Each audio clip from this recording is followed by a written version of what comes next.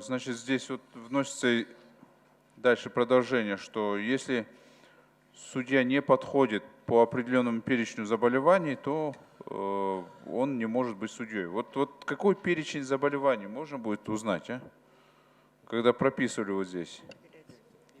Дастан Далабаевич, дело в том, что этого перечня сейчас нет, и поэтому Да, но вы же предполагали какие-то заболевания, правильно, когда да, писали? вот как раз ниже, если вы увидите, внесены изменения. Перечень заболеваний, препятствующих назначению на должность судьи, устанавливается правительством Кыргызской да. Республики. Этот перечень должно правительство разработать и утвердить. Не, ну я понял, но когда вы писали это, значит, вы из каких-то случаев исходили же? Это же вы не просто с головы взяли и давайте так напишем.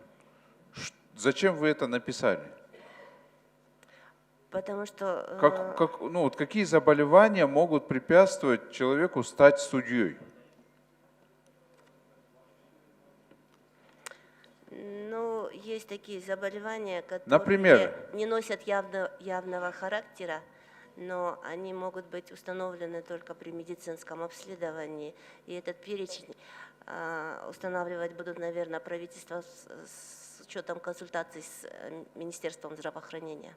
Нет, подождите, я знаю, были ли такие случаи, когда человек проходил, становился судьей, и он при этом болел и не мог исполнять свои функциональные обязанности? Вообще случаи были?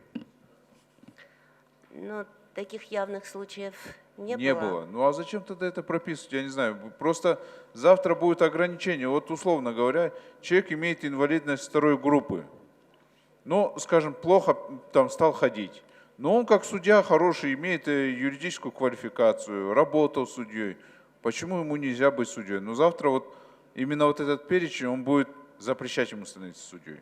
Ну, я думаю, А это же противоречит Конституции же опять же. Угу. Я думаю, что вот то, о чем вы говорите, как раз оно не должно быть препятствием для работы судьи. Я думаю, там будут какие-то другие более заболевания, такие действительно препятствующие осуществлению должности судьи, потому что это не связано обязательно с инвалидностью. Это, возможно, все-таки физическая нагрузка, психоэмоциональная нагрузка на судью очень сильная, поэтому, видимо, все-таки здесь специалисты должны будут поработать. Я думаю, что он будет очень узкий и не должен нарушать чьи-то права. Я все равно этого не понимаю. Заболевания, препятствующие становиться судьей. Ну что за заболевания? Тогда должны быть такие же заболевания для депутатов, для премьер-министра, для президента. Почему для других нет, а для судьи именно этот перечень должен быть? Для госслужащих тогда в целом должно быть какой-то...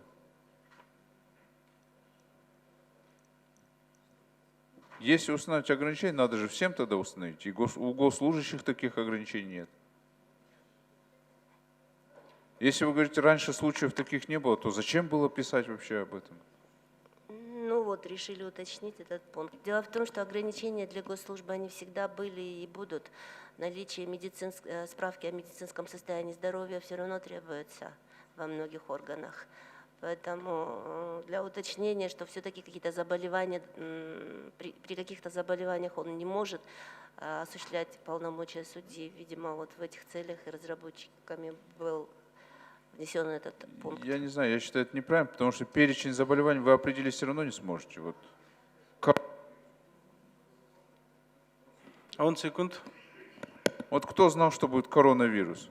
Этого в перечне, допустим, заболеваний нет, ну что, значит, с коронавирусом можно быть судьей, что ли? Я к примеру говорю, перечень как можно определить на все случаи жизни? Это же невозможно. Ну, возможно.